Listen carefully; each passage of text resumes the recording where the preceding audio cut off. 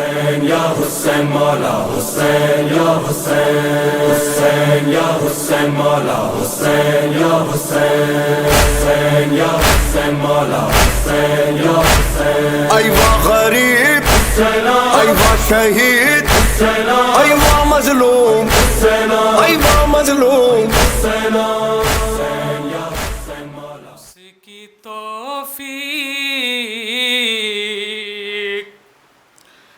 ارے اس کی توخیر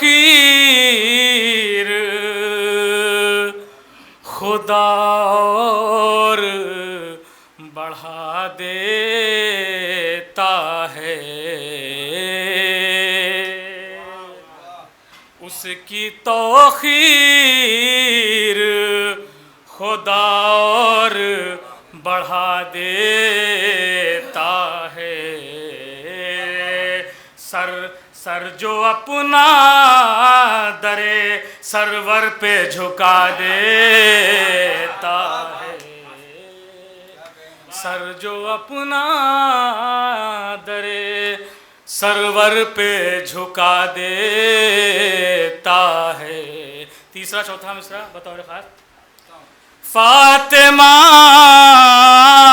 آتی ہے ارے پھولوں کی چڑھانے چادر ارے جب عزادار عزا خانہ سجا دیتا ہے جب عزادار عزا خانہ سجا دیتا ہے نعرہ سلوات کہ ہر ایک مشکل میں مولا علی کا نام لیتا ہوں ہر ایک مشکل میں مولا علی کا نام لیتا ہوں اور یہی ہے اسم اعظم اسی سے کام لیتا ہوں یہی ہے اسم اعظم اسی سے کام لیتا ہوں اور میری بے چارگی میں بس یہی میرا سہارا ہے میری بے چارگی میں بس یہی میرا سہارا ہے قدم جب ڈگمگاتے ہیں تو دامن تھام لیتا ہوں قدم جب ڈگمگاتے ہیں تو دامن تھام لیتا ہوں اور مصیبت میں نہ پوچھو کون میرے کام آتا ہے یہی بگڑی بناتے ہیں میں جن کا نام لیتا ہوں ایک بات بلند نعرہ سلوات ارشاد کر مسدس شہزادی زینب کے حوالے سے کہ کیا اہتمام آمد بنت امام ہے کیا اہتمام آمد بنت امام ہے پاکیزگی کی صبح تقدس کی شام ہے تو چوگرد عصمتوں کا ہنسی ازدحام ہے اور مصروف لوریوں میں خدا کا کلام ہے تو زہرا کے گھر میں زینب دلگیر آتی ہیں زہرا کے گھر میں زینب دلگیر آتی ہیں سوروں کے بیچ آئے تطہیر آتی ہے سوروں کے بیچ آئے تطہیر آتی ہے خوشیوں کی انتہا ہے تو آنسو رواں کروں ذکر مطہرہ ہے تو طاہر ذبح کروں پیکر ہوں خاک کا سفر آسماں کروں یعنی کنیز رب کا تعارف عیاں کروں یعنی کنیز رب کا تعارف عیاں کروں تو زینب ازل سے مالکہ مشرقین ہیں شیر خدا ہے باپ تو بھائی حسین شیر خدا ہے باپ تو بھائی حسین ہیں ان آئینوں میں عکس ابو جس کو دیکھ کر تسلیم محرمہ کے سنو قد کو دیکھ کر کہتی تھی روز آن محمد کو دیکھ کر کہ جرت کی ہر زمیں کے لیے آسمان ہو جلدی سے کربلا کے سپاہی جوان ایک بات بلند نعرہ سلوات کہ جلدی سے کربلا کے سپاہی جوان ہوں اس شان سے سفر پہ چلی بنت کربلا دیکھا چراغ عزم تو بجھنے لگی ہوا غیرت کی مالکہ نے پسے شاہ کربلا چہرہ ہجوم پست نگاہی میں یوں رکھا کہ بے خوف سر پہ عظمت احساس اوڑھ لی اور چادر نہ تھی تو ہیبت عباس اوڑھ لی چادر نہ تھی تو ہیبت عباس اوڑھ لی بے خوف سر پہ ظلمت احساس اوڑھ لی چادر نہ تھی تو ہیبت عباس اوڑھ لی تم محلوں میں زلزلے ہیں تو کھنڈروں میں اضطراب محلوں میں زلزلے ہیں تو کھنڈروں میں اضطراب بازار میں ہے قافلہ آسماں جناب آمادہ سخن ہوئی وہ بنت بو تراب وہ دیکھ آنے والا ہے کوفے میں انقلاب وہ دیکھ آنے والا ہے کوفے میں انقلاب کے حلقوں میں زور ستمگار کٹ گیا، وہ دیکھ ہر یزید کا تختہ الٹ گیا، وہ دیکھ ہر یزید کا تختہ الٹ گیا، تو دانائے مغز ازلی بولنے لگی، تطہیر کے چمن کی کلی بولنے لگی، معصوم گودیوں کی پلی بولنے لگی، اور لہجے علی میں بنت علی بولنے لگی، لہجے علی میں بنت علی بولنے لگی، تو قاتل کی شعر ابو کو خطابت پہ وار دے، اے ذوالفقار لہجے کا صدقہ اتار دے، اے ذوالفقار لہجے کا صدقہ اتار دے، راہوں کو استراب کیا جنگ جیت لی، مقصد کو آشکار کیا جنگ جیت لی، لہجے کو ذوالفقار کیا جنگ جیت لی، قطبوں سے صرف وار کیا، قطبوں سے صرف وار کیا جنگ جیت لی، تو غازی کہوں دلیر کہوں لافتہ کہوں، غازی کہوں دلیر کہوں لافتہ کہوں، حیران ہوں کہ ثانیہ زہرا کو کیا کہوں، حیران ہوں کہ ثانیہ زہرا کو کیا کہوں، تھرا رہا ہے تخت کے اوپر ابن زیاد، حلقے ستم کو آ رہی ہے تیغ علی کی یاد، یہ مارقے کی جنگ یہ جہاد یہ پیکار، اے فاتح فرات کی ہمشیر زندہ باد، اے فاتح فرات کی ہمشیر زندہ باد، ارے تیغوں کی آہٹیں بھی نہیں وار بھی نہیں، اور سر اڑ رہے ہیں ہاتھ میں تلوار بھی نہیں، سر اڑ رہے ہیں ہاتھ میں تلوار بھی نہیں، تو اے کربلا کے قصر کی معمار السلام، غربت میں شہزاد یہ مختار السلام، جو رنگ چڑھ چکا تھا اترنے نہیں دیا، اور تو نے کسی شہید کو مرنے نہیں دیا، تو نے کسی شہید کو مرنے نہیں دیا۔ ایک باز بلند نعرہ صلوات۔ میری گزارش ہے تاجود بھائی سے کہ تشریف لائیں اور نذرانِ عقیدت پیش کریں، باز بلند نعرہ صلوات۔ بچھنے لگا فرش جو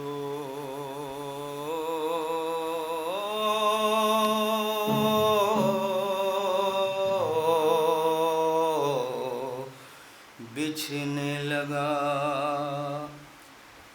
مجلس سرور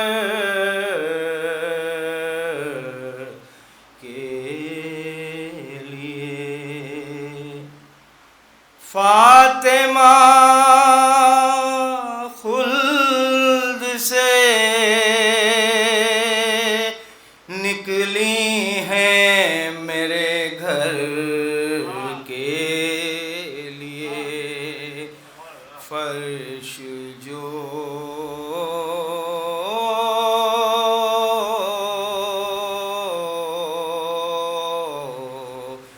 بچھنے لگا،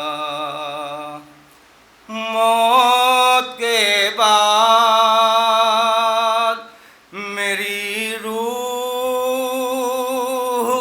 کرے گی ماتم، موت کے بعد میری روح کرے گی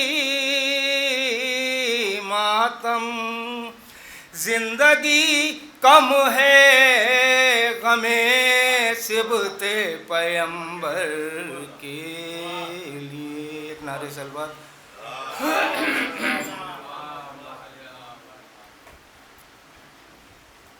ایک مطلب دو تین شعر۔ جب کبھی سر درے زہرا پہ جھکا لیتا ہوں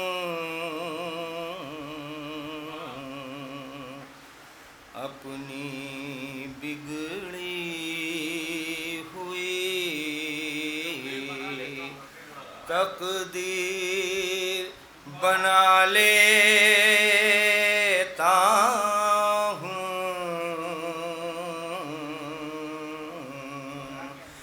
جب میری روح تڑپتی ہے تو مجلس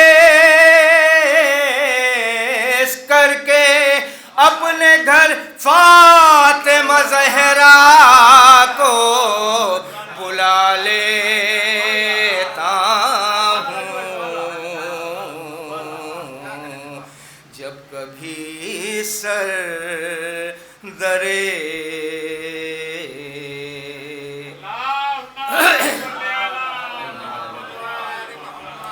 اور دل اگر رات کی تنہائی میں گھبراتا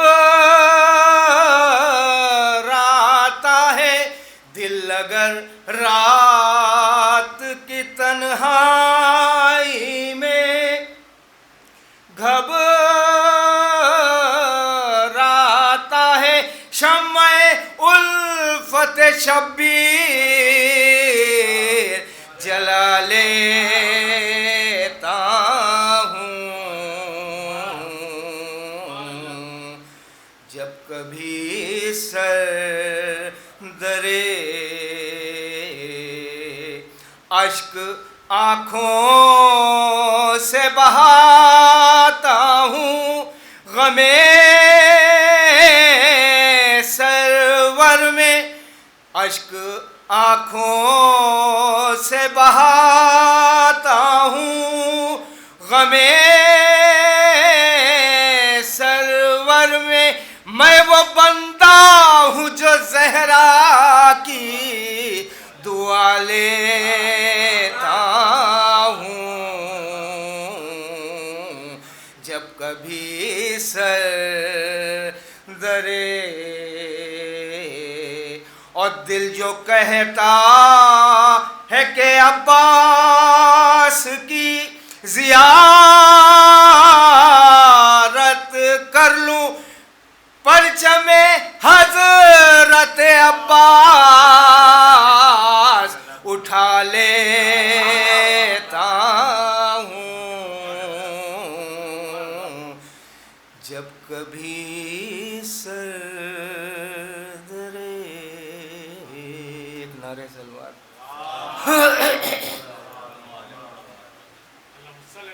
ایک بابا سے بلند سلوات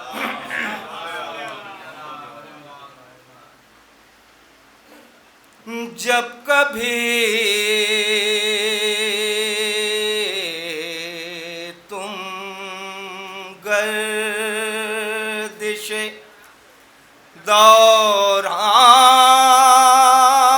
دوران سے گھبرایا کرو،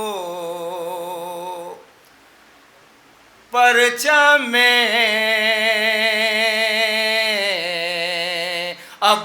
عباس کے سائے میں آ جایا کرو، جب کبھی تم گردش دوران سے گھبرایا کرو، جب کبھی پیدا ہو دل میں خواہشیں خلد بری، مجلس شبیر میں آیا کرو جایا کرو،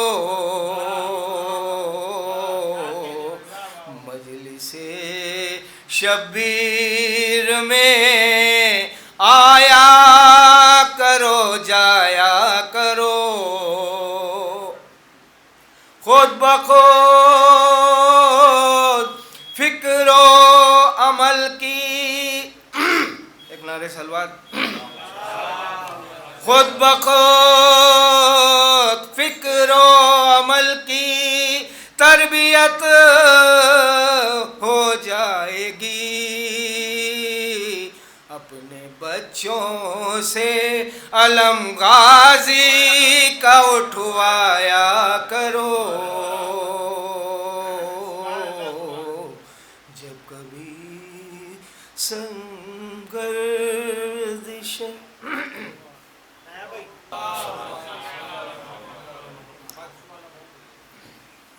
دنیا میرے آنسو سے پریشان بہت ہے. دنیا میرے آنسو سے پریشان بہت ہے.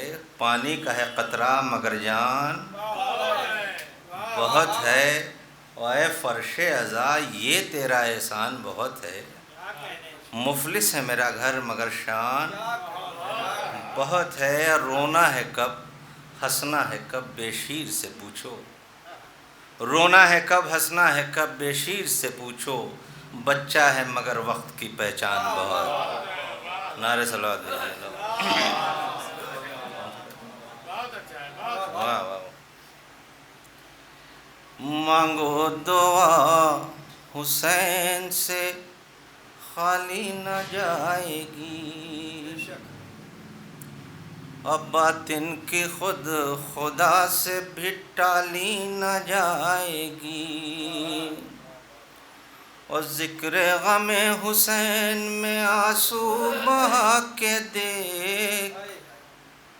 ذکر غم حسین میں آنسو بہا کے دیکھ. اتنی خوشی ملے گی سنبھالی نہ جائے گی. اتنی خوشی ملے گی سنبھالی نہ جائے گی. اور مولائے کائنات کے والد کو دو دعا. مولائے کائنات کے والد کو دو دعا. پیغمبری ہر ایک سے پالی نہ جائے گی. پیغمبری ہر ایک سے پالی نہ جائے گی. اور جائے گی غرق کر کے حکومت یزید کی. جائے گی غرق کر کے حکومت یزید کی.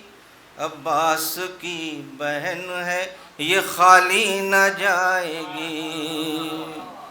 عباس کی بہن ہے یہ خالی نہ جائے گی. عباس لکھ گئے ہیں یہ مصرع فرات پہ. عباس لکھ گئے ہیں یہ مصرع فرات پہ.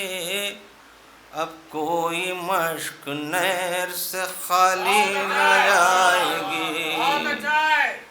عباس لکھ گئے ہیں یہ مصرع فرات پہ. عباس لکھ گئے ہیں یہ مصرع فرات پہ. اب کوئی مشک نہر سے خالی نہ جائے گی. اور اتنی خوشی ملے گی سنبھالی نہ جائے گی.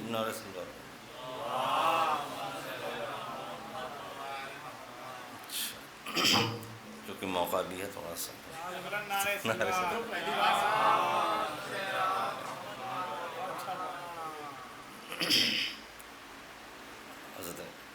مدح گوئی کو میں رسوا نہیں ہونے دیتا.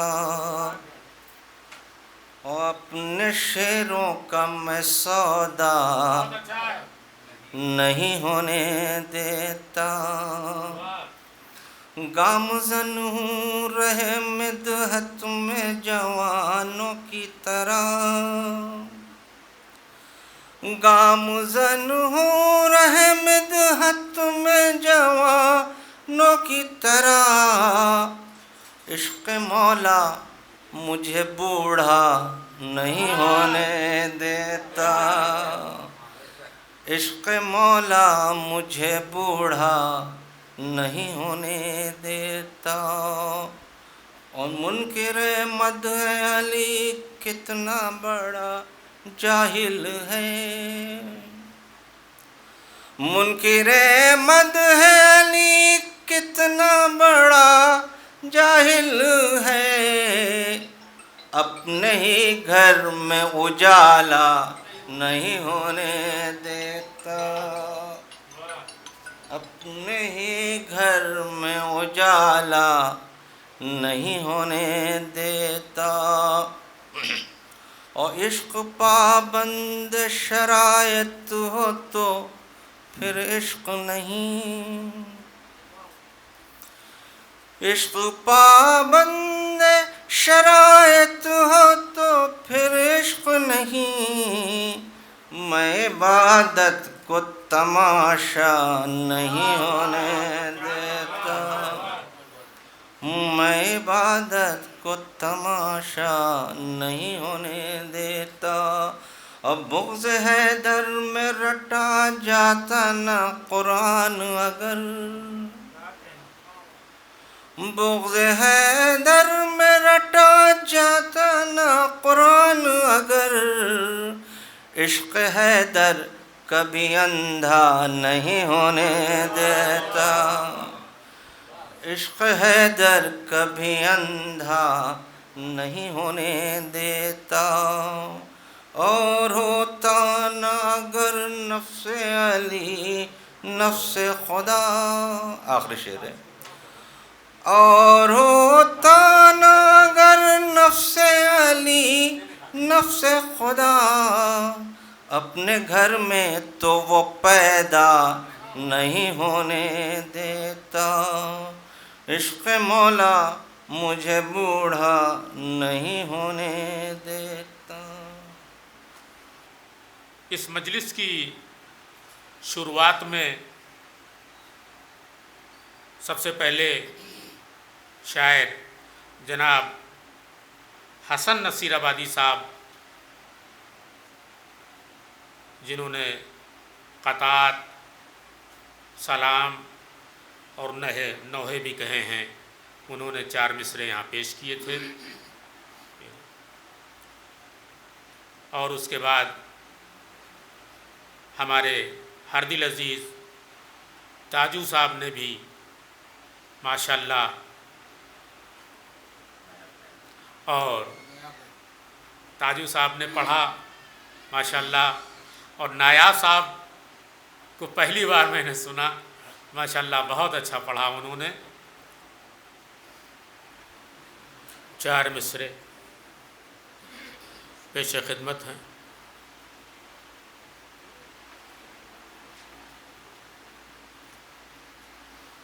کہ بیعت اگر یزید تو انکار ہے حسین،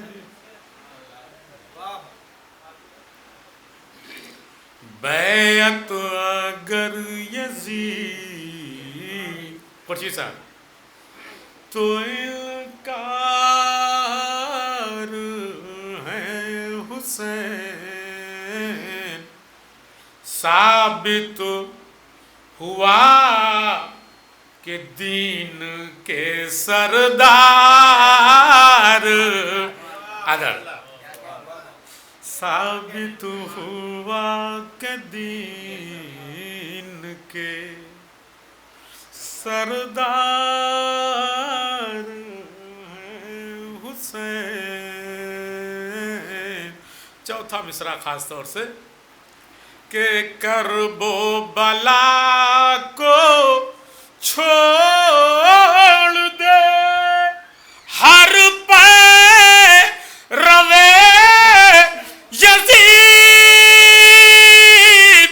یہ وہ زمین ہے جس کے زمیندار ہے حسین، یہ وہ زمین ہے جس کے زمیندار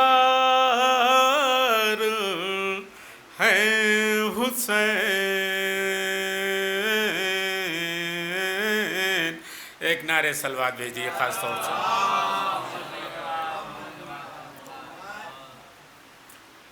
4 مصرے اور میں پیش کرتا ہوں۔ تاجو بھائی دیکھیے گا، خورشید صاحب کہ میں ہوں غلام حیدر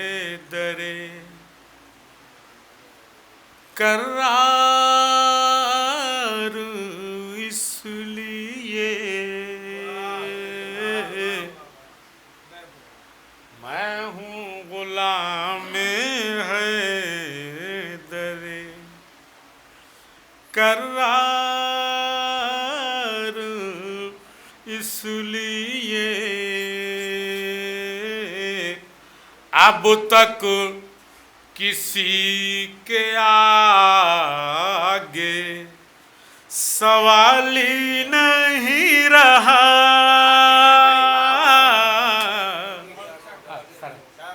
اب تک کسی کے آگے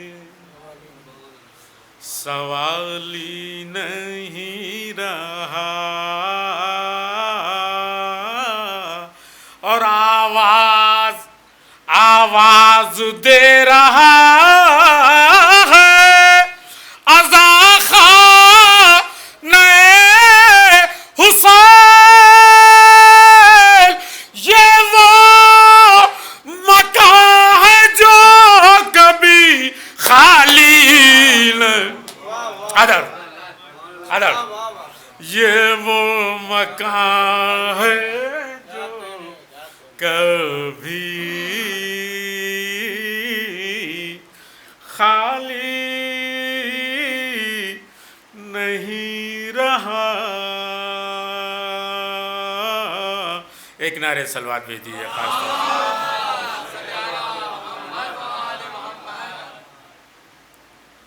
ایک مطلع اور کچھ شعر اور پیش کرتا ہوں.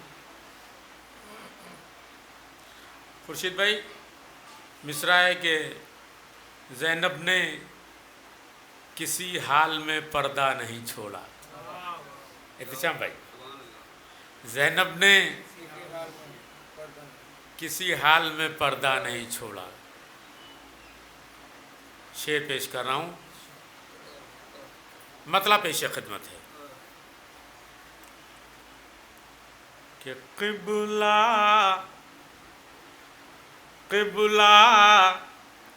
نہیں چھوڑا کبھی کعبہ نہیں چھوڑا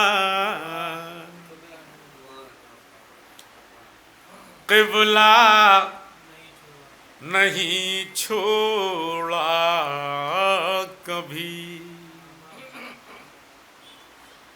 کعبہ نہیں چھوڑا. ہم نے ابو طالب کا قبیلہ ادھر ماشاءاللہ ماشاءاللہ بولیے تاکہ پہچانے جائیے. مولا کائنات نے فرمایا ہے بولو تاکہ پہچانے جاؤ. ہم نے ابو طالب کا قبیلہ نہیں چھوڑا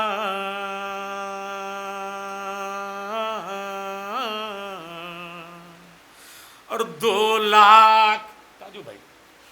لاکھ کے لشکر نے تو کی کوششیں لے کے عباس نے بہتا ہوا دریا ادھر عباس نے بہتا ہوا دریا نہیں چھوڑا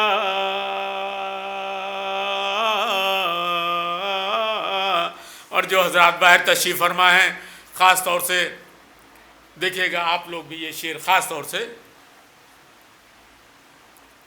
کہ 1400 برس ہو گئے اے حاکم شامی.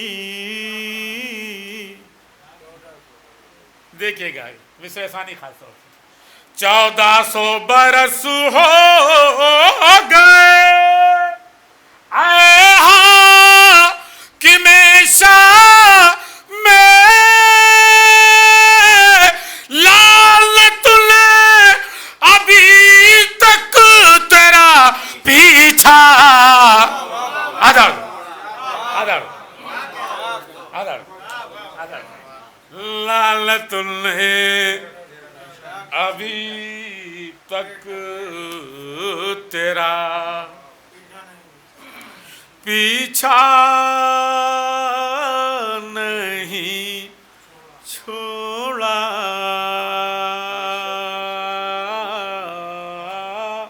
لعنت نے ابھی تک تیرا پیچھا نہیں چھوڑا.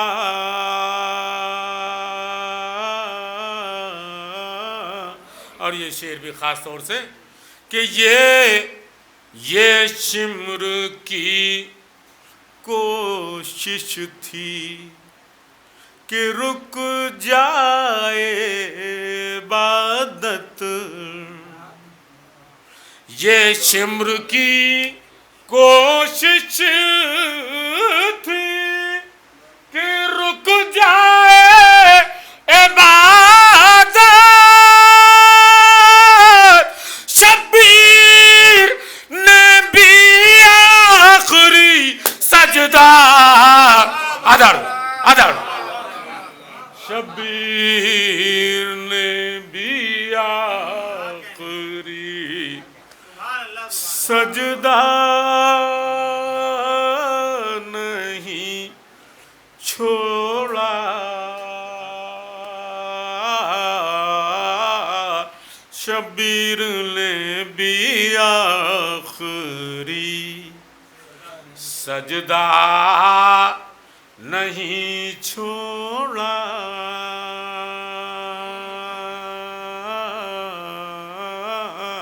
اور یہ شعر خاص طور سے جہاں جہاں حضرات ہیں کہ یہ بات الگ ہے کہ جدا ہو گیا بھائی. مصر ثانی خاص طور سے جہاں جہاں حضرات ہیں یہ بات الگ ہے کہ جدا ہو گیا بھائی. زینب نے بھی یزید کو زندہ نہیں. ادھر ادھر. زینب نے بھی یزید کو زندہ نہیں چھوڑا.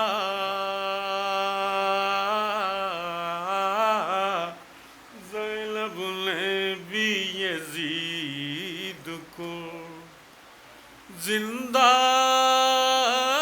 نہیں چھوڑا.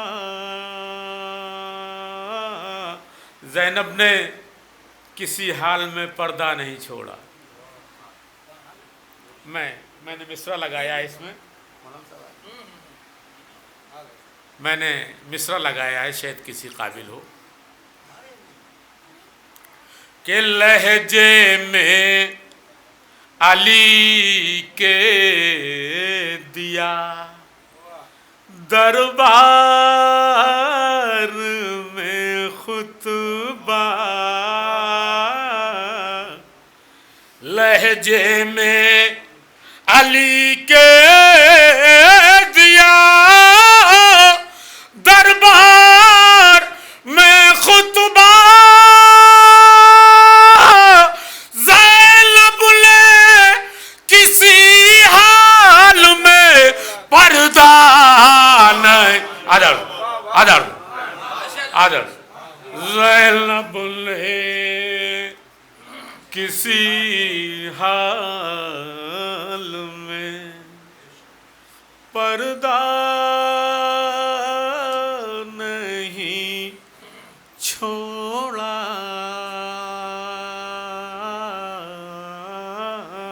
اور جس شعر کے لیے آپ لوگوں کو یہاں تک لایا ہوں میں وہ شعر پیش کرنے جا رہا ہوں.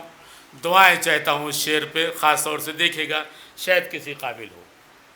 کہ تابوت کے پیچھے یہ علم یوں ہی نہیں ہے. مصرع ثانی خاص طور سے تابوت کے پیچھے یہ علم یوں ہی نہیں ہے. عباس نے بھائی کو اکیلا ادب عباس نے بھائی کو اکیلا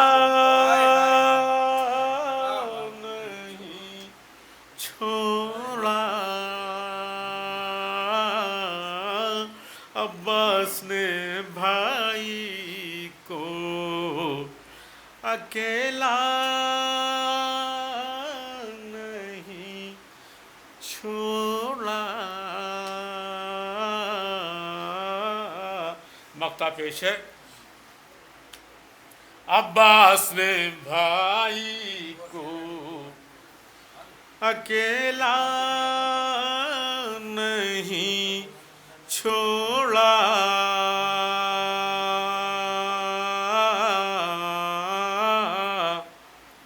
ایک نعرے صلوات بھیج دیجیے. کہ گر ثانی حیدر ہیں اسد حضرت عباس.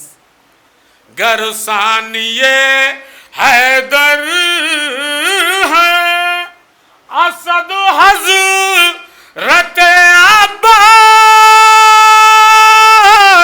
قاسم نے بھی فن اپنے چچا کا نہیں. ادب قاسم نے بھی فن اپنے چچا کا نہیں چھوڑا. عباس نے بھائی کو اکیلا نہیں چھوڑا. اب میں غازی صلی اللہ علیہ وسلم سے گزارش کروں گا، جناب راج حسین رانا صاحب کے فرزند ہیں، کہ وہ آویں اور رونق افروز منبر ہوں. ایک نعرے صلوات. صلوات.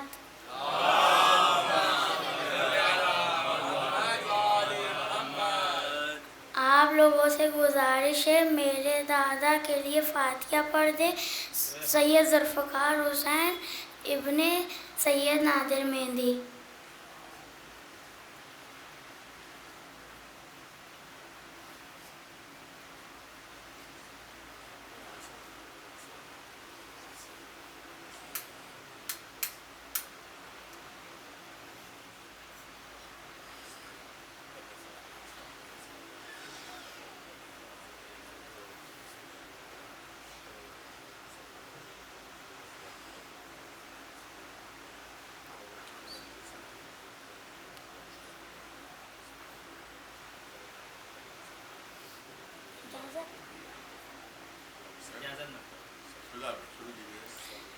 پانی ہاتھ میں لیا اب پیا نہیں، کٹا کے دونوں بازو میدان کربلا میں میرا مولا یزیدیوں کے سامنے جھکا نہیں. بھائی کا سہارا تھا، بہن کا غمخوار، بچوں کا آسرا تھا.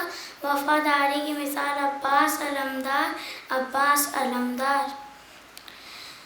بیچا نہیں تھا شیر کو جنگ کے خیال سے، لگ جاتی ورنہ آپ نہر میں جلال سے، کٹ کٹ کے گرے خون کے پرچم زمین پر، تیرا علم جوان ہے 1400 سال سے، کٹ کے بھی جو سب سے اونچا وہ سر کس کا، لٹ کے بھی آباد وہ گھر کس کا، تخت والوں نے محرک بھی خریدے ہوں گے، دنیا میں شام اور سحر کس کا ہے،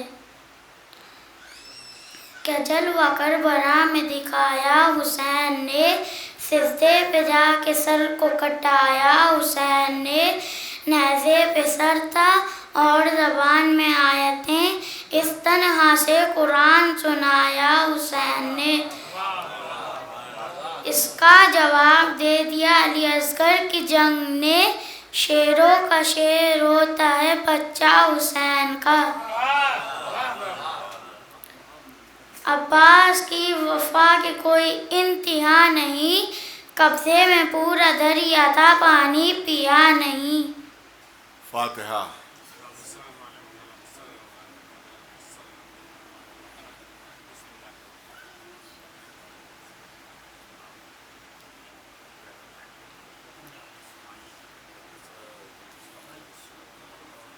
اعوذ باللہ السمیع العلیم من الشیطان اللعین الرجیم، بسم اللہ الرحمن الرحیم، الحمد للہ رب العالمین، والصلاة والسلام علی سید الانبیاء والمرسلین، سیدنا و نبینا و شفیع المذنبین ابی القاسم محمد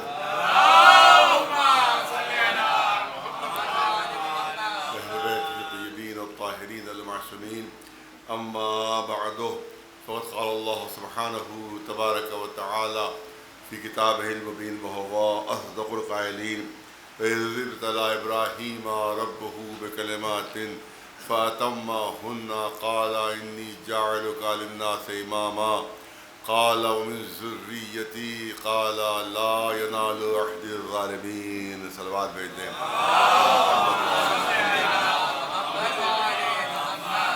ظاہر کہ تاخیر ہو چکی ہے، ہم ابھی مسلسل سفر میں رہا، ابھی فیض آباد سے حاضری ہوئی، اس کے بعد سیدھا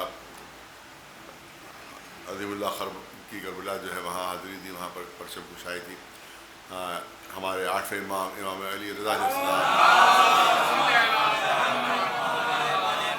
تو روضے کا پرچم وہاں آیا ہے، تو اس کی پرچم کشائی وہاں پر تھی، اس پہ حاضری دی، اور کہ وہاں سے سیدھا میں حاضر ہو گیا، لہذا بہت تھکن بہت زیادہ ہے، لیکن ہمارا چند تھوڑی دیر خدمت کرنا ہے۔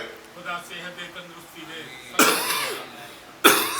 آیہ کریمہ وہ آیہ کریمہ ہے جو ہمارے مذہب اور مسلک کے لحاظ سے بنیادی حیثیت رکھتی ہے، اور اس میں اعلان ہو رہا ہے کہ رسول وہ وقت یاد کیجیے کہ جب رب نے اللہ نے ابراہیم کے چند باتوں میں امتحان لیا اور وہ اس امتحان میں 100% کامیاب ہو گئے، 100% ان کو کامیابی ملی، تو اب ندا قدرت آتی ہے کہ ابراہیم ہم تمہیں انسانوں کا امام بناتے ہیں۔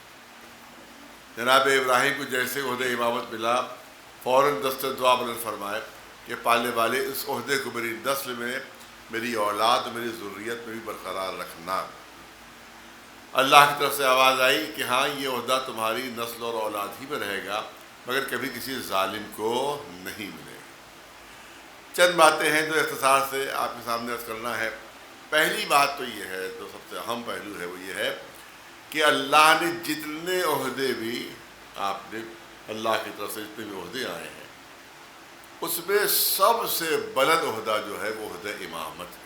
بے شک نبوت، رسالت، خلت، امامت، سب سے بلند عہدہ عہدہ امامت۔ اس کے لیے دلیلیں موجود ہیں، یہ نہیں کہ خالی ایک عقیدہ ہے، بلکہ اس کے لیے اسی واقعے میں جو جناب ابراہیم کو امامت مل رہی ہے، اسی میں دلیلیں موجود ہیں۔ پہلی دلیل تو یہ ہے کہ کہیں ہم کو نہیں ملتا کہ جناب ابراہیم کو نبوت امتحان کے بعد ملی ہو، کہیں نہیں ملتا کہ رسالت امتحان کے بعد ملی ہو، لیکن عہدہ امامت کے لیے رسول بھی ہیں، نبی بھی ہیں، خلیل بھی ہیں، مگر اللہ نے عہدہ امامت بغیر امتحان کے نہیں دیا۔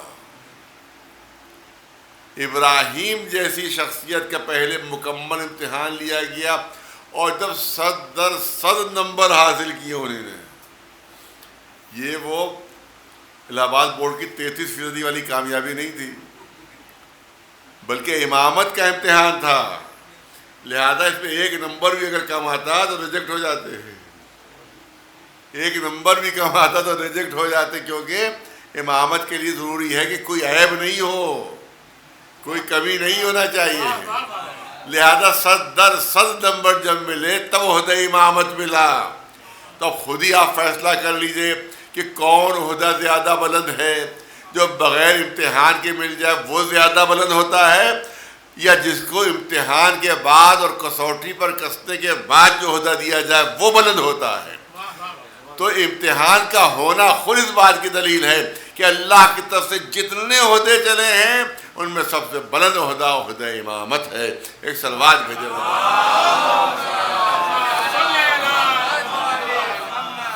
پہلی دلیل۔ دوسری دلیل یہ ہے کہ ترقی کو کیا کہتے ہیں، ترقی کے کیا معنی ہے۔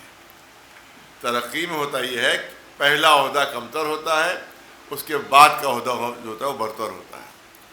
اب تو تھوڑا سا سسٹم بدل گیا یونیورسٹیز میں، لیکن جس زمانے میں پڑھتا تھا اس زمانے میں ہائرکی یہ تھی کہ ٹیچر ہوتے تھے، ٹیچر کے بعد لیکچرر، لیکچرر کے بعد ریڈر، ریڈر کے بعد پروفیسر، پروفیسر کے بعد ڈین، ڈین کے بعد پرو وائس چانسلر، پھر وائس چانسلر، پھر چانسلر۔ یہ پوری ہائرکی تھی، اس کے ذریعے سے ابتدا سے لے کر انتہا تک ٹیچر سے ہوتا تھا لیکچرر، لیکچرر سے ہوتا تھا ریڈر، ریڈر سے ہوتا تھا پروفیسر، پروفیسر کے بعد ڈین، ڈین کے بعد پھر اس کو اگر پرو وائس چانسلر کا عہدہ مل گیا یا وائس چانسلر تب وہ ترقی ہوئی۔ اسی طرح سے آپ دیکھیں کہ یہاں جو پولیس کے محکمہ ہوتا ہے اس میں معلوم کانسٹیبل ہوئے، پھر ہیڈ کانسٹیبل ہوئے، اس کے بعد سب انسپکٹر ہو گئے، پھر انسپکٹر ہوئے، پھر ڈی وائی ایس پی ہوئے، پی ایس پی ہوئے، پھر ایس ایس پی، اور اس کے بعد عہدے بڑھتے چلے گئے۔ تو اس کا مطلب یہ ہے کہ شروع کا عہدے کم ہوتے ہیں، بعد کے عہدے بڑے ہوتے ہیں، اور اگر بعد کا عہدہ کم ہو اور شروع کا ہو زیادہ عہدہ تو اس کو ترقی نہیں کہتے، تنزلی کہتے ہیں، اس کو سزا کہتے ہیں۔ اگر انسپکٹر صاحب کو سب انسپکٹر بنا دیا جائے تو ترقی ہوگی یا تنزلی ہوگی اور سزا ہوگی؟ تو اس کا مطلب یہ ہے کہ ترقی کے معنی یہ ہے کہ شروع کا عہدہ کمتر ہوگا، اس کے بعد کا عہدہ برتر ہوگا۔ اب دیکھ لی جناب ابراہیم کو جو عہدے مل رہے ہیں وہ کس سلسلے سے مل رہے ہیں۔ پہلے نبوت مل رہی ہے، پھر رسالت مل رہی ہے، پھر خلت مل رہی ہے، اور آخر میں درجہ امامت مل رہا ہے۔ خود آخر میں ملنا دلیل ہے کہ سب سے بلند ہوتا امامت ہے۔ ایک صلوات مل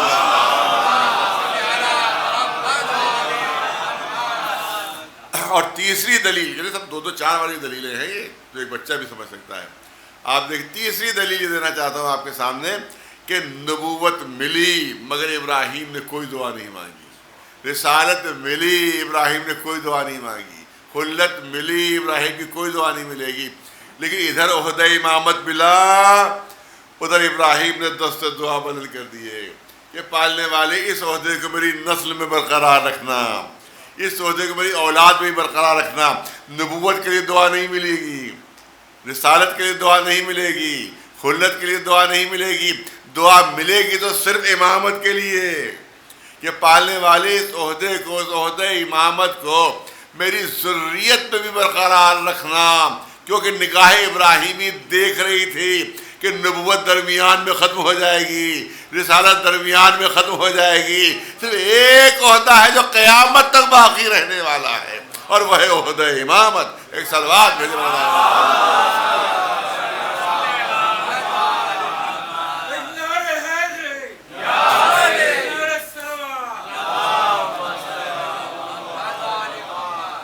اور یہاں پہ ایک لطیف پہلو، جو ہلکے ہلکے اشارے ہیں جو جلدی جلدی آپ کے سامنے پیش کرنا ہے، لیکن بہت لطیف پہلو جو آپ کے سامنے عرض کرنا ہے کہ آپ دیکھیں جناب ابراہیم کو امامت ملی، مگر حکومت کس کے پاس تھی؟ حکومت کس کے پاس تھی؟ نمرود کے پاس۔ دولتیں کس کے پاس تھیں؟ نمرود کے پاس. فوجیں کس کے پاس تھیں؟ نمرود کے پاس. خزانے کس کے پاس تھے؟ نمرود کے پاس. سلطنت کس کے پاس تھی؟ نمرود کے پاس. تو جناب ابراہیم کو تو کہنا چاہیے تھا پالے والے، ارے خالی خولی امامت دے رہا ہے. بہت توجہ چاہوں گا، بہت اہم مسئلہ حل ہو رہا ہے جو یہاں پر کرنا ہے کہ پالنے والے خالی خولی امامت دے رہا ہے. حکومت تو نمرود کے پاس ہے، سلطنت تو نمرود کے پاس ہے، خزانے تو نمرود کے پاس ہے، دولتیں تو نمرود کے پاس ہیں، لیکن امامت کو قبول کر کے اور اپنی اولاد کے لیے دعا مانگنا خود اس بات کی دلیل ہے کہ ظاہری حکومت الگ ہوتی ہے اور عہدہ امامت الگ ہوتا ہے. ایک سلوات بھیجے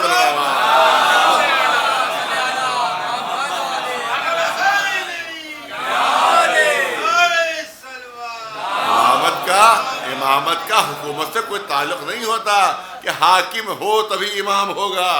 نہیں، امامت کا حکومت سے کوئی تعلق نہیں. حکومت ظاہری ہو چاہے نہ ہو، عہدہ امامت مل جاتا ہے. صلوات بھیجے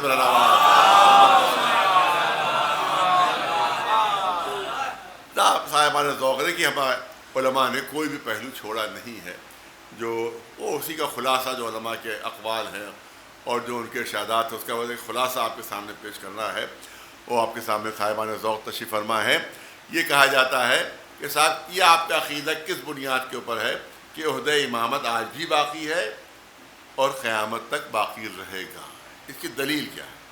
تو میں نے کہا کہ ہمارے علماء نے کوئی پہلو اور کوئی رخ چھوڑا نہیں. تو وہی آپ کے سامنے عرض کرنا چاہتا ہوں کہ الگ سے دلیل لانے کی کوئی ضرورت ہی نہیں ہے. بہت توجہ چاہو گا، بہت پڑھا لکھا مجمع میرے سامنے. الگ سے جداگانہ دلیل خارجی جس کو کہتے ہیں، ایکسٹرنل کوئی پروف لانے کی ضرورت ہی نہیں ہے. خود لفظ امام دلیل ہے کہ یہ عہدہ برقرار رہے گا. ارے بہت توجہ چاہوں گا. خود لفظ امام دلیل ہے کہ عہدہ برقرار رہنے والا ہے. کیوں؟ اس لیے نبی کے کیا معنی ہے؟ نبی ہے بنائے نبا سے، اور نبا کے معنی خبر کے ہیں، اور نبی کے معنی خبر دینے والا. تو جب تک ایک خبر بھی باقی آنا ہے، جب تک ایک خبر بھی آنا باقی ہے، اس وقت نبی کی ضرورت ہے. لیکن جب ساری خبریں پہنچ گئیں تو اب نبی کی ضرورت نہیں رہی. رسول کے معنی ہے پیغام پہنچانے والا. رسول کے معنی پیغام پہنچانے والا. تو جب سارے پیغامات آ گئے تو اب رسول کی ضرورت نہیں رہی، کیونکہ اب تو اکملتوں کی سند مل گئی ہے. اب تو دین تکمیل ہو گیا ہے. تو اب جب دین مکمل ہو گیا تو نہ اب کوئی خبر آنا ہے، اب نہ کوئی پیغام آنا ہے. جب تک ایک خبر بھی آنا باقی ہے، نبی کی ضرورت ہے. جب تک ایک پیغام آنا بھی باقی ہے، رسول کی ضرورت ہے. لیکن امام کے کیا معنی ہے؟ امام کے معنی ہے آگے آگے چل کر رہبری کرنے والا. تو جب تک ہدایت کے محتاج رہیں گے، آگے آگے امام رہے گا جو آگے آگے رہبری کرتا رہے گا. ایک صلوات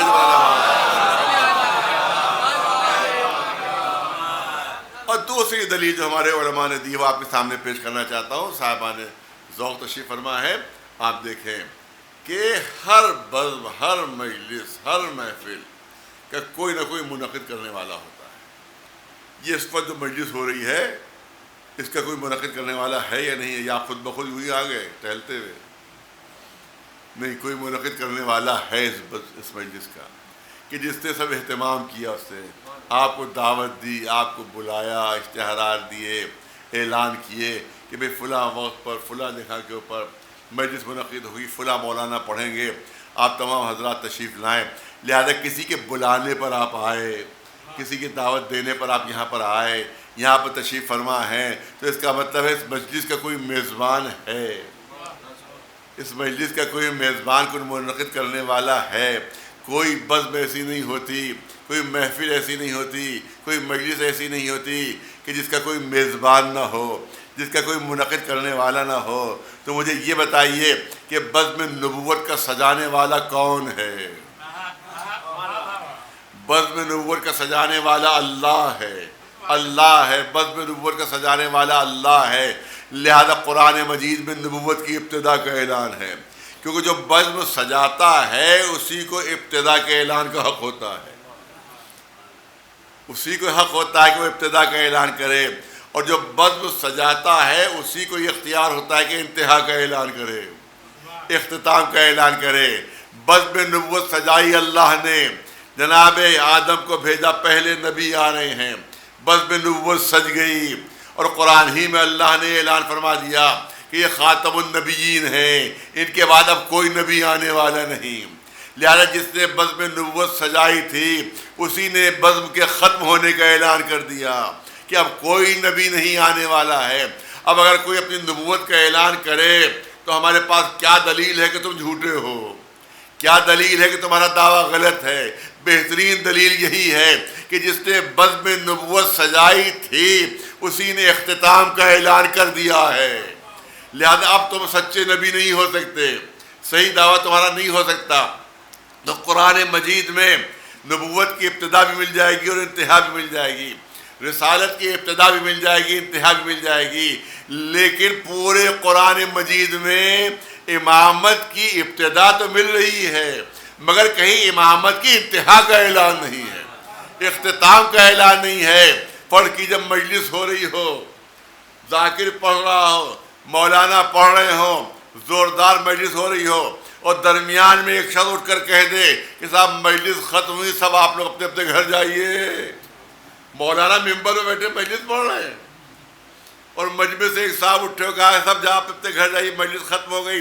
ہر ایک کہے گا تمہیں کیا حق حاصل ہے کہ درمیان سے اٹھ کر کہہ دو کہ مجلس ختم ہوئی؟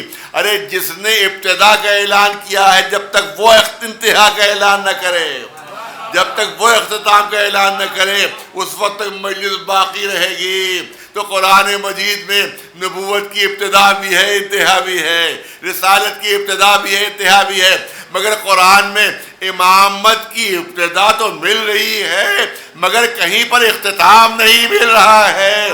تو جس نے بزم امامت سجائی ہے وہ تو ختم ہونے کا اعلان نہیں کر رہا ہے، تمہیں کہاں سے حق حاصل ہو گیا کہ بیچ سے اٹھ کر کہہ دو کہ امامت ختم ہوئی؟ اب کوئی امام نہیں جس نے بزم امامت سجائی ہے، جب تک اس کی طرف سے اختتام کا اعلان نہ ہو امامت باقی رہے گی اور کوئی نہ کوئی امام موجود رہے گا۔ ایک صلوات بھیجو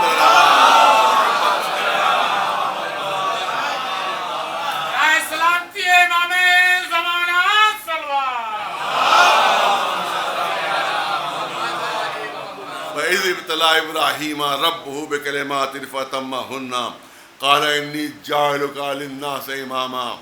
ابراہیم ہم تمہیں انسانوں کا امام بناتے ہیں۔ جناب ابراہیم نے فرمایا کہ میری ذریت میں، میری نسل میں بھی عہدے کو برقرار رکھ۔ اعلان ہوا کہ تمہاری نسل میں رہے گا مگر کبھی کسی ظالم کو نہیں ملے گا۔ بہت توجہ رہے، فیصلہ کن ہے معاملہ، کوئی چو چرا کی گنجائش ہی نہیں ہے۔ ہمارا جو عقیدہ ہے کہ امامت صرف اللہ کو منتخب کرنے کا حق ہے، جس طرح سے رسول اللہ منتخب کرتا ہے اسی طرح سے امام بھی اللہ ہی منتخب کرتا ہے۔ دلیل کیا ہے؟ دلیل یہی آیہ کریمہ ہے، پوری توجہ ہے، دلیل یہی آیہ کریمہ۔ اس میں یہ اعلان ہو رہا ہے کہ کبھی کسی ظالم کو نہیں ملے گی، یہ امامت کبھی کسی ظالم کو نہیں ملے گی۔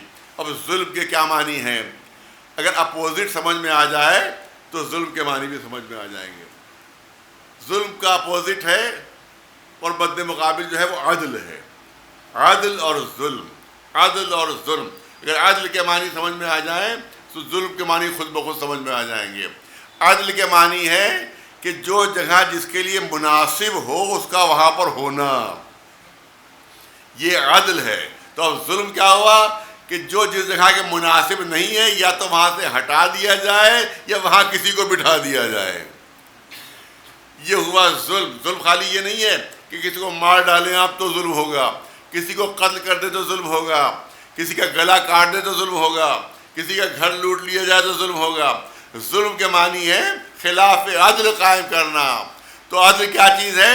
یعنی کسی شے کا اس مقام پر ہونا کہ جہاں کی وہ لیاقت رکھتی ہے وہ شے، اس کو کہتے ہیں عدل، اور اس کو ہٹا دینا اسی کو ظلم کہا جاتا ہے، اسی کو ظلم کہا جاتا ہے۔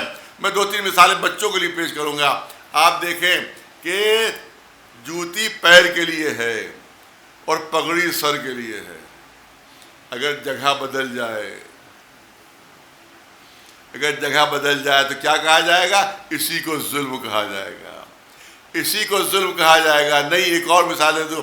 اب یہ مثال جو ہے بزرگوں بڑوں کے لیے مثال، آپ دیکھیں کہ شعراء جو ہیں وہ محبوب کے زلفوں کی تعریف میں زمین و آسمان کے قلابیں ملا دیتے۔ ماشاءاللہ تشریف فرمائیں یہاں کے اوپر، اب آئے شاعر محترم جناب اسد صاحب تشریف فرمائیں، میری بات کی تصدیق کریں گے وہ کہ اپنے محبوب کے زلفوں کے لیے زمین و آسمان کے قلابیں ملا دیتے ہیں۔ کیا کہنا، بلکہ اس میں تو پھانسی لگا کے مرنے کے لیے تیار ہو جاتے ہیں انہیں زلفوں میں، کہ ہم تو چاہے پھانسی لگا لیں گے انہیں زلفوں سے، اور زلفوں کا کیا کہنا، یہ وہ پوری غزلیں، پوری نظمیں محبوب کی زلف کی تعریف میں، محبوب کی زلفوں کی تعریف میں، تعریف پر تعریف ہو رہی ہے، قصیدے پر قصیدے ہیں، غزلیں پر غزلیں ہو رہی ہیں۔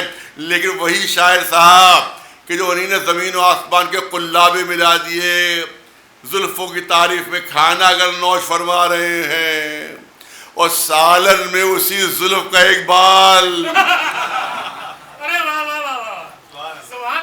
سالن میں جو شاعر صاحب نوش فرما رہے سالن، اسی میں اسی زلف کا ایک بال کہ جس کے قصیدوں پر قصیدے پڑھ چکے ہیں، جس پر غزلوں پر غزلیں کہہ چکے ہیں، جس پر اشعار پڑھ چکے ہیں، اگر سالن کے اندر نظر آ جائے تو نہ قصیدہ یاد آئے گا، نہ غزلیں یاد آئیں گی، نہ اشعار یاد آئے گا، بلکہ نفرت سے پورا پیالہ الٹ دیں گے اور پھینک دیں گے۔ ارے بھائی، یہ وہی زلف کا بال تو ہے کہ جب تو اتنے قصیدے پڑھا کرتے تھے، جس کے اتنی شاعری کہا کرتے تھے، تو کہیں گے کہ جب تک اپنے مقام پر تھا قابل تعریف تھا۔ ارے توجہ رہے، جب تک اپنے مقام پر تھا تعریف کے قابل تعریف تھا، جب اپنے مقام سے ہٹ کر اس جگہ آ گیا جہاں کے لائق نہیں ہے تو قابل مذمت بن گیا۔ تو بھائی یہی سمجھ لیجئے کہ جو جس مقام کے لائق ہوتا ہے، اگر وہاں پر ہوتا ہے تو پھر اس کو عدل کہتے ہیں، وہاں سے ہٹ جائے اور کسی نالائق کو جگہ پر بٹھا دیا جائے تو اسی کو ظلم کہا جاتا ہے۔ ایک سلوات بھیجے بڑا ایک سلوات بلند آواز صبر محمد۔ بہت توجہ چاہوں گا، میں نے کہا آیہ کریمہ فیصلہ کن ہے۔ اب کیا بات ہے جو ہم یہ کہتے ہیں کہ صاحب اللہ کے علاوہ کسی کو انتخاب کا حق نہیں ہے، رسول وہ بھی اللہ منتخب کرے گا، امام وہ بھی اللہ منتخب کرے گا، کیونکہ یہاں پر ظلم کا لفظ استعمال ہوا ہے اور ہر گناہ ظلم ہے۔ توجہ ہے، خالی ظلم یہ نہیں ہے کہ ہم نے کسی کو تہہ کر دیا، کسی کو مار ڈالا، کسی کو قتل کر دیا، بلکہ گناہ کرنا بھی ظلم ہے، اپنے نفس پر ظلم ہے۔ تو جو گناہگار ہے وہ اپنے نفس پر ظلم کرتا ہے، لہذا قرآنی اصطلاح میں اس کو بھی ظالم کہا جائے گا۔ گناہگار کو بھی ظالم کہا جائے گا کیونکہ اپنے نفس پر ظلم کر رہا ہے۔ اگر گناہ کر رہا ہے تو اپنے نفس پر ظلم کر رہا ہے۔ تو اب توجہ رہے، آپ حضرات کی بات کرنا چاہتا ہوں، اب ہمارے اختیار سے بات کیوں نکل گئی؟ اب ہمارے اختیار میں کیوں امام کا چننا نہیں رہا، رسول کا چننا کیوں نہیں رہا؟ اس لیے کہ ظلم جو ہے وہ گناہ بھی ظلم ہے، اپنے نفس پر ظلم۔ تو کچھ گناہ ایسے ہیں جو انسان کھلم کھلا کرتا ہے، سب کے سامنے انجام دیتا ہے، اور کچھ گناہ ایسے ہیں جو چھپ کر کرتا ہے۔ تو سامنے کے گناہ تو ہمیں معلوم ہو جاتے ہیں، جو چھپ کر گناہ کرتا ہے اس کا ہمیں علم نہیں ہوتا، ہمیں پتہ نہیں چلتا کہ اس نے چھپ کر کون کون سے گناہ کیے ہیں۔ اگر چھپ کر گناہ کر رہا ہے تب بھی ظالم ہے، تب بھی ظالم ہے، مگر وہ ہمارے علم میں نہیں ہوتا، وہ صرف اللہ کے علم میں ہوتا ہے کہ جس کے نگاہوں سے کسی کا عمل چھپ نہیں سکتا، لہذا اسی کو معلوم ہے کہ کون چھپ کر گناہ کرتا ہے۔ لہذا اب امامت کا عہدہ ہمارے اختیار میں نہیں رہا، کیونکہ ہم کو نہیں معلوم کہ کون گھر کے اندر چھپ کر کیا گناہ کر رہا ہے، صرف اللہ کو علم ہے۔ لہذا امامت کا عہدہ اللہ کے ہاتھ میں ہے، وہ فیصلہ کر سکتا ہے کہ کون امامت کے لائق ہے، کون لائق نہیں ہے۔ ایک سلوات ایک سلوات بلند آواز محمد۔ لہذا اب قدرت کی طرف سے چلا امامت کا سلسلہ، اور اب جناب ابراہیم نے دعا مانگی کہ پالنے والے ہماری نسل میں 12 امیر قرار دے، 12 امیر قرار دے۔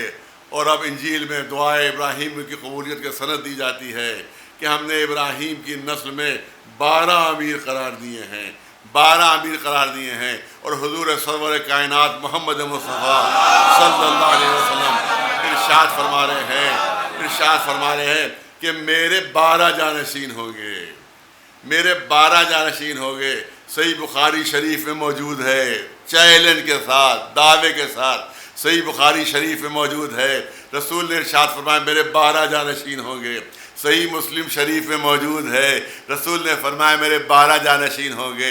مشکاۃ شریف میں موجود ہے، رسول نے فرمایا میرے 12 جانشین ہوں گے۔ ترمذی شریف میں موجود ہے کہ رسول نے فرمایا میرے 12 جانشین ہوں گے۔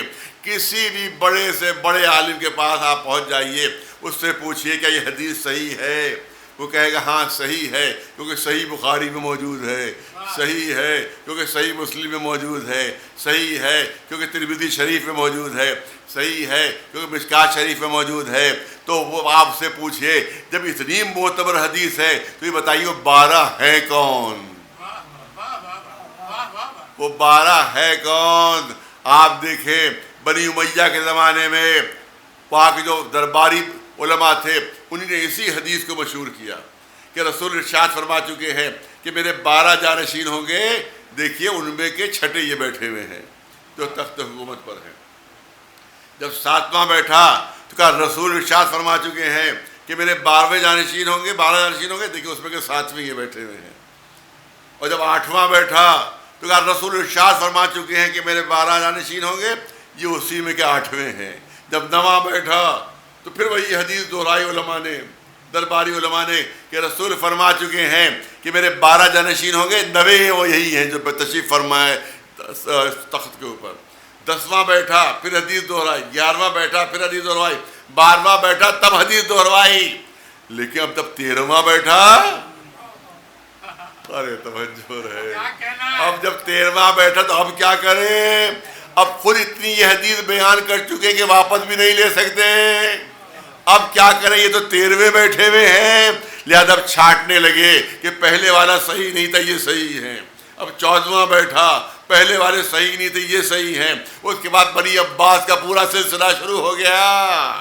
یہ بتاؤ جو رسول نے فرمایا ہے کہ میرے 12 خلیفہ ہوں گے، میرے 12 جانشین ہوں گے، ارے ہمیں بتاؤ تو کہ وہ ہیں کون؟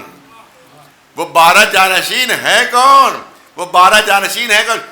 دعوے کے ساتھ کرنا چاہتا ہوں کسی بھی فرقے کے بڑے سے بڑے عالم کے پاس آپ پہنچ جائیں اور اس سے یہ حدیث پوچھیں کہ حدیث صحیح ہے یا نہیں ہے، وہ کہے گا حدیث بالکل صحیح ہے، کیونکہ صحیح بخاری میں ہے، صحیح مسلم میں ہے، صحیح ترمذی میں ہے، مشکاۃ شریف میں ہے، بالکل صحیح حدیث ہے۔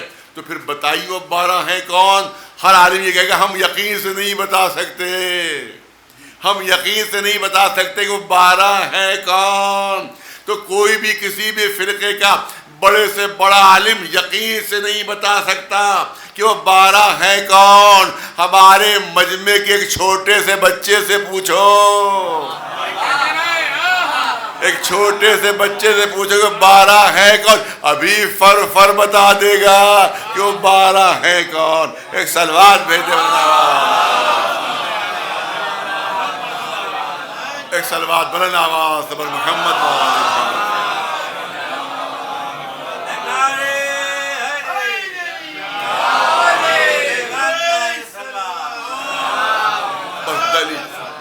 دلیل میں ایک بات پیش کرنا چاہتا ہوں جس سے سب لوگوں کو بالکل یقین ہو جائے کہ میں بات جو کہہ رہا ہوں اس میں ذرہ برابر کوئی ہیر پھیر نہیں ہے۔ آج سے تقریباً 35-40 سال پہلے افریقہ میں ایک جوان مسلمان ہوا اور اس نے ایک لیٹر لکھا، ایک خط لکھا سعودی عرب کے علماء کو، جو وہاں ان کی انجمن ہے، سرکاری علماء کی جو انجمن ہے وہ رابطہ عالم اسلامیہ، اس کو لیٹر بھیجا اس نوجوان نے جو مسلمان ہوا تھا افریقہ میں 40 برس پہلے کی بات۔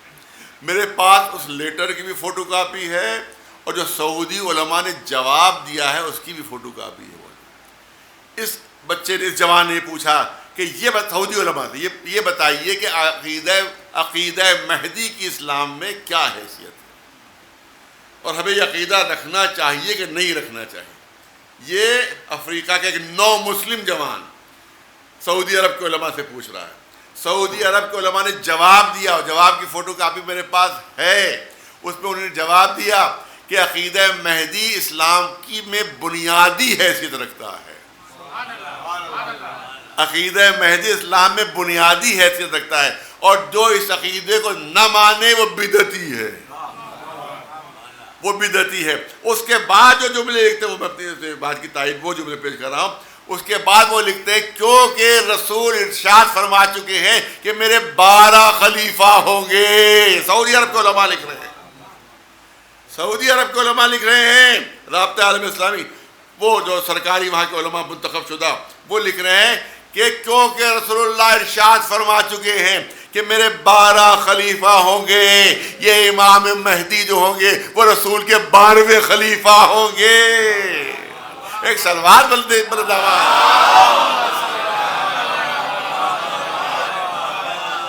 سعودی عرب کے علماء جواب لکھ رہے ہیں کہ وہ 12ویں ہوں گے خلیفہ رسول کے, کیونکہ رسول فرما چکے ہیں کہ میرے 12 خلیفہ ہوں گے, اور یہ 12ویں ہوں گے خلیفہ رسول کے جو امام مہدی کہلائیں گے. سلوات بھیجے برما. اب سوال یہ ہوتا ہے, بس میں اپنی مجلس ختم کر دی کیونکہ میں بہت زیادہ تھکا ہوا ہوں, لیکن بنیادی بات کہہ کر اپنی مجلس کو ختم کرنا چاہتا ہوں.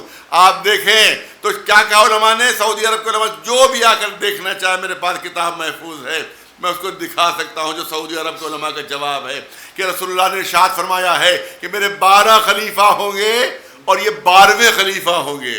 تو میں عرض کرنا چاہتا ہوں سعودی عرب کے بزرگ علماء کی خدمت میں کہ جب آپ ان کو 12واں خلیفہ تسلیم کر رہے ہیں تو آخر ان کا انتخاب کیوں نہیں ہو جاتا,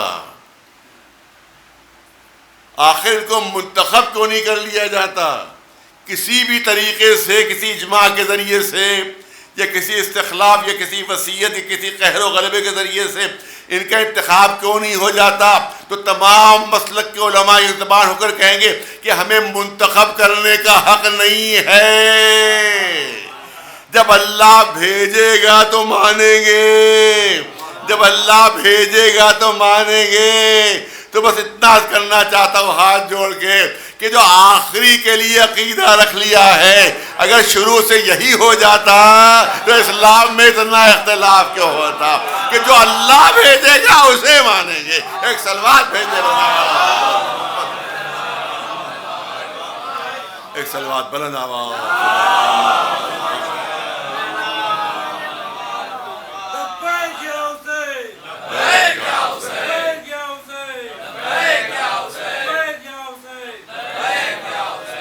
جو ہمارا امام وہ ہوگا, تمام مسلمان پر متفق ہیں کہ امام وہ ہوگا جو ظلم و ستم سے زمین بھری ہوگی, اس کو عدل و انصاف سے پر کر دے. اور یہی ہمارے امام ہوں گے جو ظالموں سے بدلہ لیں گے. خاص طور سے روایت ہے کہ جو قاتلین معصومین ہیں ان کو بھی زندہ کیا جائے گا, اور جو خالص مومن ہیں وہ بھی دوبارہ زندہ. اور روایت میں ہے ان کا لقب ہے منتقم خون حسینی. ہمارے امام کا لقب ہے منتقم خون حسین, کیونکہ کربلا کے قاتلوں کو دوبارہ زندہ کیا جائے گا اور امام اس سے انتقام لیں گے.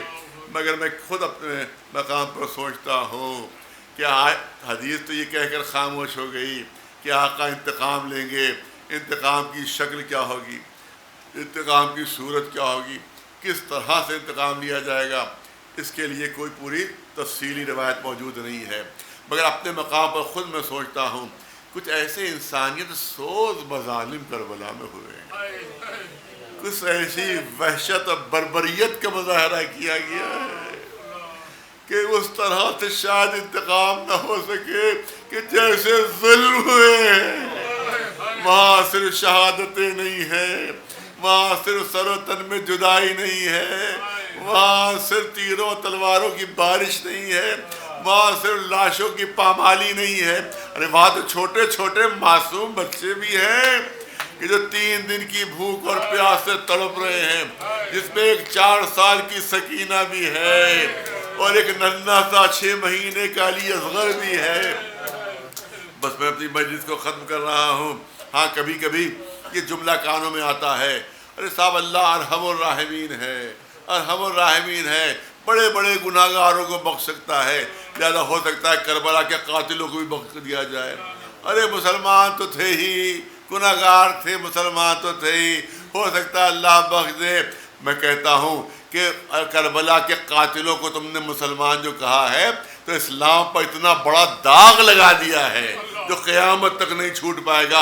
اگر ان کو مسلمان کہہ دیا, یہ مسلمان کیا انسان بھی نہیں تھے, اور انسان کیا درندوں سے بھی بدتر تھے. قرآن میں اعلان ہو رہا ہے کہ اولئک کالانعام بل ہم اضل. کچھ ایسے ہوتے انسان ایسے ہوتے ہیں جو جانور بن جاتے ہیں, اور کچھ انسان ایسے ہوتے ہیں تو جانور سے بھی بدتر ہوتے ہیں. تو قرآن کی اس مثال کا مصداق یہی قاتلین امام حسین ہے, جو جانور سے بدتر تھے, جو درندوں سے بدتر تھے. میں اس کے لیے مثال فرما آپ کے امام مولانا نے مثال پیش کی, یہاں بھی بچوں کے سامنے مثال پیش کرنا چاہتا ہوں کہ ہمارے قریب ہی اسپتال ہے, یہاں پر زیادہ دور نہیں ہے, یہ بلرام پور ہاسپٹل. تقریباً 35-40 سال پہلے کی بات ہے, میرا وہاں تھا تو مجھے خبر ملی کہ ایک بچے کو بھیڑیے کے بھٹ کے اندر سے لایا گیا ہے اور اس کو بلرام پور اسپتال میں بھرتی کیا گیا. آج بھی ریکارڈ جا کر کوئی بھی دیکھ سکتا ہے. بلرام پور اسپتال میں اس کو بھرتی کیا گیا اور اسپتال والوں نے اس کا نام رامو رکھا تھا. اچھا پتہ تحقیق کی گئی آخر یہ بھیڑیے کے بھٹ میں کیسے بچہ پہنچ گیا. یہ کچھ لوگ گزر رہے تھے جنگل سے, دیکھا ایک بھیڑیے کے بھٹ سے ایک بچے کی رونے کی آواز آ رہی ہے, انسانی بچے کی. اب یہ گھبرا گئے کہ بھئی بھیڑیے کے بھٹ میں انسانی بچہ کیسے پہنچ گیا. اب جو جھانک کر دیکھا تو ایک 2-2.5 سال کا بچہ وہاں کے اوپر رو رہا تھا. اتفاق سے دیکھا انہوں نے کوئی بھیڑیا موجود نہیں ہے, تو جو لوگ تھے وہ جلدی سے بھٹ کے اندر گھس کے انہوں نے بچہ وہاں سے اٹھایا اور جا کے بلرام پور اسپتال میں داخل کر دیا تھا. اب تحقیق کی گئی بچہ پہنچا کیسے بھیڑیے کے بھٹ میں, تو پتہ چلا کہ ایک گاؤں کی سرحد پر ایک چھوٹا سا گھر تھا جس میں ایک میاں بیوی رہتے تھے اور ایک دودھ پیتا بچہ تھا ان کے ساتھ. تو بھیڑیے کے گروہ نے حملہ کیا ان کے گھر کے اوپر, ماں کو بھی مار ڈالا, باپ کو بھی مار ڈالا, لیکن بھیڑیوں نے اس دودھ پیتے بچے کو کوئی نقصان نہیں پہنچایا. بلکہ جو بھیڑیے کی مادہ تھی اس دودھ پیتے بچے کو اپنے ساتھ لے جاؤ, دیکھو ریکارڈ موجود ہے, اسپتال میں زیادہ دور نہیں ہے, جا کر تصدیق میرے بات کی کروا سکتے ہیں آپ کہ وہاں ریکارڈ موجود ہے کہ بھیڑیے کی مادہ نے کوئی نقصان اس ننھے سے بچے کو نہیں پہنچایا. کہ جو دودھ پیتا بچہ تھا وہ بھیڑیے کی مادہ اس کو اٹھا کر اپنے ساتھ لے گئی اور اپنے دودھ پر پرورش کرنے لگی. تو اس کا مطلب یہ ہے کہ بھیانک درندے بھی چھوٹے بچوں پر رحم کرتے ہیں. یہ کربلا میں کیسے درندے تھے کہ ایک 6 مہینے کا بچہ تو پیاس سے چاپلم ہے بالکل, حسین پہنچے لے کر, اے فوج جفاکار, اے یزیدیوں, اگر میں تمہاری نگاہ میں گناہ گار ہوں تو اس بچے کی کیا خطا ہے, اسے تو پانی پلا دو. کوئی جواب نہیں آیا. امام حسین نے جلتی زمین پر علی اصغر کو لٹا دیا اور لٹا کر پیچھے ہٹ گئے کہ اگر تم یہ سمجھتے ہو اس کے بہانے میں پانی پی لوں گا تو میں اس کو زمین پر لٹا کر دور ہٹا جاتا ہوں, تم لوگ خود آ کر بچے کو پانی پلا دو. عزاداروں میں نے پڑھ دیا اور آپ نے سن لیا, مگر روایت کہتی ہے کہ جب امام حسین نے ننھے سے علی اصغر کو, پیاسے علی اصغر کو جب کربلا کی زمین پر لٹایا تو کربلا کی زمین اتنا جل رہی تھی, اتنا تپ رہی تھی کہ بچہ مچھلی کی طرح سے زمین پر تڑپنے لگا, مگر کسی کو رحم نہ آیا. پھر امام حسین آگے بڑھے, علی اصغر کو پھر گود میں اٹھا لیا. ایسا لگتا ہے کوئی یقین نہیں آ رہا کہ تو پیاسا ہے. اے میرے علی اصغر, ان پر اپنی پیاس ظاہر کر دے, دکھا دے میں کتنا پیاسا ہوں. حمید کہتا میں دیکھ رہا تھا منظر, یا تو بچے کا رخ باپ کی طرف تھا یا آہستہ آہستہ اپنا رخ گھمانا شروع کیا اور اپنے چہرے کا رخ فوج کی طرف کر دیا. وہ کہتا میں نے منظر دیکھا کہ ننھے سے بچے نے بڑی مشکل سے اپنی سوکھی زبان نکالی اور اپنے سوکھے ہونٹوں پر پھیرنا شروع کی. اے یزیدیوں دیکھو میں کتنا پیاسا ہوں. عزاداروں, ارے یزیدی لشکر میں بھی بغاوت کے آثار نمودار ہو گئے. پسر سعد جو لشکر کا سردار تھا، ڈر گیا، اس نے حرملہ کو آواز دی، اے حرملہ بہت دنوں سے نمک کھا رہا ہے، نمک حلالی کا وقت آ گیا ہے، بچے کے گلے پر تیر مارنا ہے۔ اس ملعون نے 3 نوکوں والا تیر، 3 بھال کا تیر چلے کمان میں جوڑا۔ عزادارو تاریخ کہتی ہے کہ بچے کا وزن کم تھا، تیر کا وزن زیادہ تھا۔ اس نے چلے کمان میں تیر جوڑا، بچے کے گلے کا نشانہ لیا۔ یہاں پر میں نے واقعہ بیان کیا تھا جو میرے چچا نے بیان کیا ہے۔ وہ فرماتے تھے ایک مرتبہ وہ ٹرین پر سفر کر رہے تھے، کچھ ہندو بھائی کے ساتھ ہم سفر تھے، انہوں نے ان کا یہ مذہبی لباس دیکھا تو اس سے پوچھا آپ کس مذہب سے تعلق رکھتے ہیں؟ تو انہوں نے کہا میں مسلمان ہوں۔ ان ہندو بھائیوں نے کہا کہ وہ تو ہم سمجھ رہے کہ آپ مسلمان ہیں، مگر مسلمانوں میں تو 2 فرقے ہیں، شیعہ اور سنی، آپ شیعہ ہیں کہ سنی ہیں؟ تب انہوں نے کہا کہ میں شیعہ فرقے سے تعلق رکھتا ہوں۔ تو ہندو بھائیوں نے پوچھا وہی شیعہ جو محرم مناتے ہیں، وہی شیعہ جو ماتم کرتے ہیں، وہی شیعہ جو آنسو بہاتے ہیں؟ کہا وہی شیعہ ہیں۔ تو ہندو بھائیوں نے کہا کہ ہمیں یہ بتائیے کہ 1400 سال پہلے کون سے ظلم ہوئے کہ آج تک ماتم ہو رہا ہے، آج تک آنسو بہائے جا رہے ہیں، آج تک رویا جا رہا ہے؟ تو وہ کہتے ہیں کہ میں نے ایک مختصر تاریخ کربلا کی بیان کی کہ ایک طرف رسول کے نواسے امام حسین تھے، دوسری طرف ظالم و عیاش بادشاہ یزید تھا۔ یزید نے حسین سے کہا کہ میرے سامنے سر جھکا دو، یا امام حسین نے فرمایا یہ سر کٹ تو سکتا ہے مگر تیرے سامنے جھک نہیں سکتا۔ لہذا کربلا کے میدان میں حسین کے 72 ساتھیوں کو یزید کے 1 لاکھ کے لشکر نے گھیر لیا۔ 7 محرم سے پانی بند کر دیا گیا، حسین کے چھوٹے چھوٹے بچے پیاس سے تڑپنے لگے۔ عاشور کا دن جنگ شروع ہو گئی اور ایک ایک کر کے حسین کے سارے ساتھی ختم ہو گئے۔ رشتہ داروں کی باری آئی، حسین کے سامنے ان کا 18 برس کا کڑیا جوان بیٹا، اس کے سینے پر بھالا لگا اور حسین کے سامنے وہ شہید ہو گیا۔ آخر میں حسین ایک 6 مہینے کے بچے کو لے کر یزیدیوں کے سامنے پہنچے کہ اس کو تو پانی پلا دو، ارے اس کا کیا گناہ ہے؟ تو ان ہندو بھائیوں نے کہا کہ پھر تو اس بچے کو پانی مل گیا ہوگا، ارے بھلا کہ ننھا سا بچہ پیاسا ہو اور کوئی پانی نہ دے، پھر تو اس کو پانی مل گیا ہوگا۔ لیکن جب انہوں نے فرمایا نہیں، بچے کو پانی نہیں ملا، بلکہ سردار لشکر نے عرب کے سب سے بڑے تیر انداز کو حکم دیا کہ بچے کے گلے پر تیر مارا جائے۔ اس نے 3 نوکوں والا تیر چلے کمان میں جوڑا، بچے کے گلے کا نشانہ لیا۔ وہ فرماتے تھے کہ بس میں نے اتنا ہی بیان کیا تھا، وہ سارے ہندو بھائی اپنی سیٹوں پر کھڑے ہو گئے، گھبرا کر کہا اس سے آگے بیان نہ کیجئے، اس سے آگے بیان نہ کیجئے، ہم سن نہیں پائیں گے۔ عزادارو انصاف کرو کہ آج 1400 سال بعد غیر سن نہیں پا رہے ہیں تو اس باپ کا کیا حال ہوا ہوگا کہ جس کے ہاتھوں پر یہ ننھا سا بچہ تیر ظلم کا نشانہ بنا، اور اس ماں کا کیا حال ہوا ہوگا جب آغوش میں رباب کے لیے اصغر پہنچے ہیں تو ماں نے صرف ایک جملہ کہا تھا، اب مثلک ینہر، اے میرے لال علی اصغر، کیا تیرے ایسے ننھے بچے بھی ذبح کر دیے جاتے ہیں؟ سَيَعْلَمُ الَّذِينَ ظَلَمُوا أَيَّ مُنقَلَبٍ يَنقَلِبُونَ أَلَا لَعْنَةُ اللَّهِ عَلَى الْقَوْمِ الظَّالِمِينَ۔ گزارش ایک مرتبہ سورہ الحمد اور 3 مرتبہ سورہ قل اللہ کی تلاوت فرما کر سید ذوالفقار حسین صاحب نے سید نادر حسین نادر مہدی صاحب کی روحوں کو اظہار ثواب فرما دیں۔